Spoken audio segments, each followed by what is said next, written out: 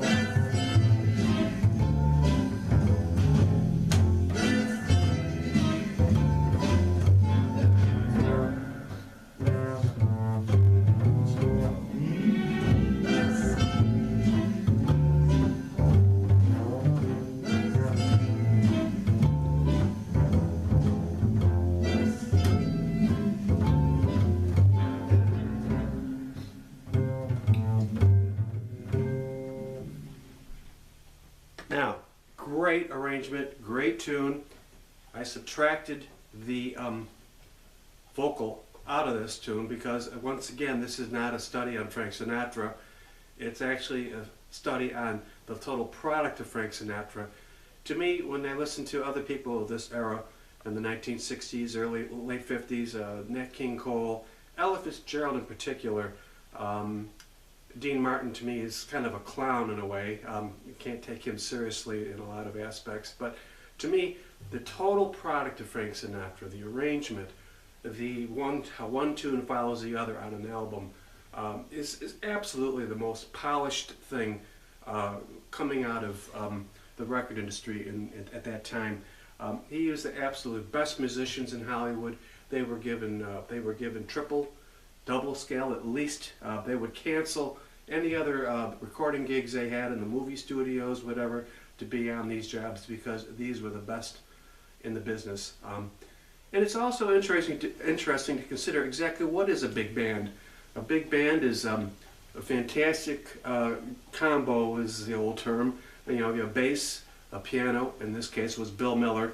You have Irv Stoller, could be the drummer, and a guitar player who is very subtly in the background, usually playing the offbeat.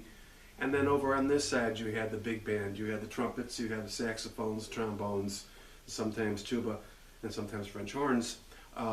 They were almost like military aspect. They were told exactly what to do, how to move, how to reinforce, how to come and conquer, how to surround, how to flank. Whereas these guys over here, the combo, they had more free reign. They had to play within their confines, of course, but they had much more discretion. And these guys were kind of the soldiers over here on this side.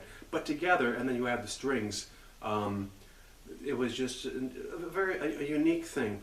So that's another reason why I take the vocal out, is so that you can hear the arrangements better. And I'll show you how we do that in a second, how we take the vocals out. But right now I'm going to play this tune again. I'm not trying to imitate Joe Comfort. I'm not trying to imitate him in any way. I'm not trying to imitate myself. I'm going to play something totally different this time. And I think this is a great way to practice. It's a good way for you to, it beats the heck out of a metronome. And you're getting to play, in some regards, with the big boys. And you're working on your time, you're working on your ear, you're working on going from one chord to another, you're working on your sound. And it's I think, an excellent way to practice. And I'll explain a little bit more about how I got this set up here after I do this next demonstration. So it's in two a great deal. It's in two feel with the bass a great deal. I play in two more than the recording does. Not that I think that Joe Comfort is inferior to me in any way, but and then he does swing. He does go into a nice easy 4, and it's so nice and easy. I mean, that's the thing. And his ornaments sound like elephants on point, like they're balleting. I wish I could be that light on my fingers. Now the other interesting aspect at the end of this song is very typical of Nelson Riddle in particular. Sometimes these guys, these great arrangers, they didn't know how to end the song. It was like an airplane that was flying from JFK, New York, to China, and after an 18-hour flight, the pilot comes back and he says to the rhythm section, "You guys land this plane. I'm not exactly. I haven't got any great ideas." And that's how we wind up with the at the end. It's strictly was improvised at the end, and these guys are over here, the good soldiers, and they're just sort of watching. Well, I guess there's nothing more to count here. So that's why being a bass player in those days was so cool. There's several tunes that where the arranger says to the rhythm section, "You guys take it out. You land this plane, nice and easy." Okay. So I'm going to play this again, and briefly, this is a plywood bass I'm playing. It's a Meisel, late 60s, made in East Germany at the time, East Germany. I have Spiracore solo strings on this, tuned at concert pitch, which enables me to keep the bridge higher than I normally could stand, which I like. I like the higher bridge. I don't so much like the growl as much as I like the punch.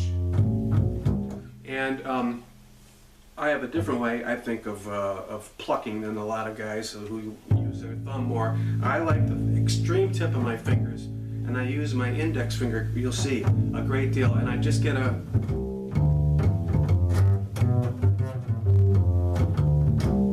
And maybe I'm giving up a little bit in sound, but the quality of this, not the quality, the color of the sound is what I'm going for. So I've talked enough. So after this, playing the song one more time, I'm going to show you how I subtract Frank Sinatra out of this tune, not because I don't love him, and I do. It's because I love Nelson Riddle just as much, and it's so much easier for everybody to hear without that vocalist. So, here we go. That's another great tune, but that's not the right one. So, here we go. Nice and easy.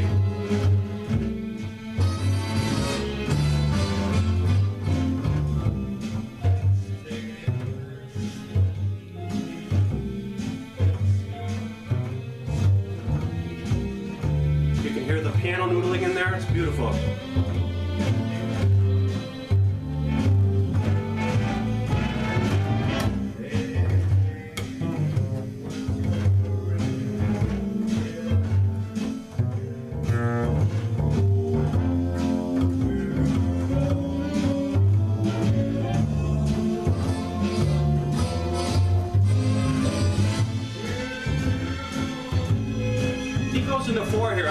two.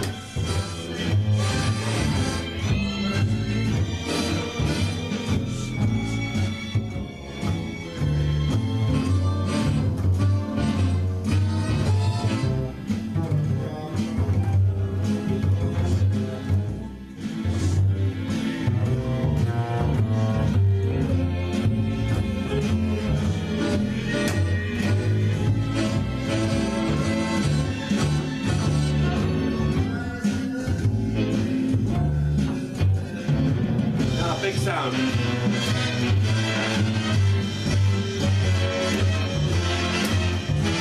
Nice big sound here. Open up.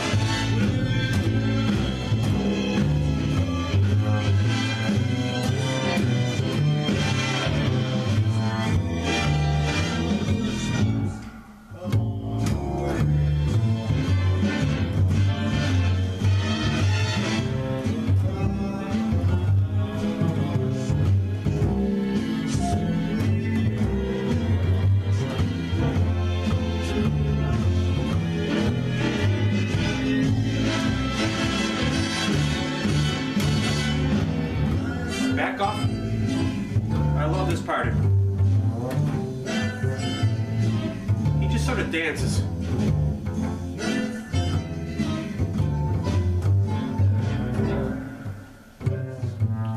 Just land the plane here.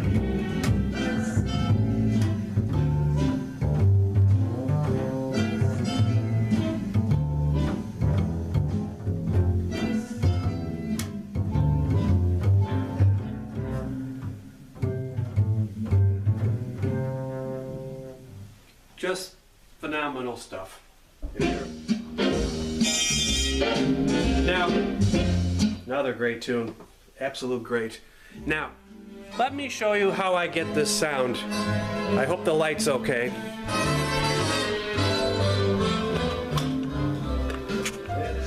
Right here, I've got my Marantz, and this is the key right here. This is coming from an independent CD player, and I have the 1/4 inch not pushed in all the way. Now watch. I'm going to push it in all the way. Listen to the difference.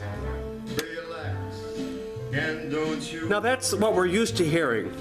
But now when you sort of half stick it, so to speak, and you have to do it just right so you get both channels. There we go.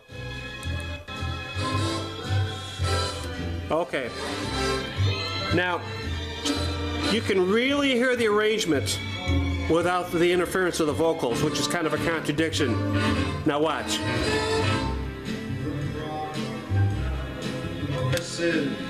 to simply hold your horses. Simple little trick. I think anybody could pull it off with a 1/4 inch jack. So, see you later.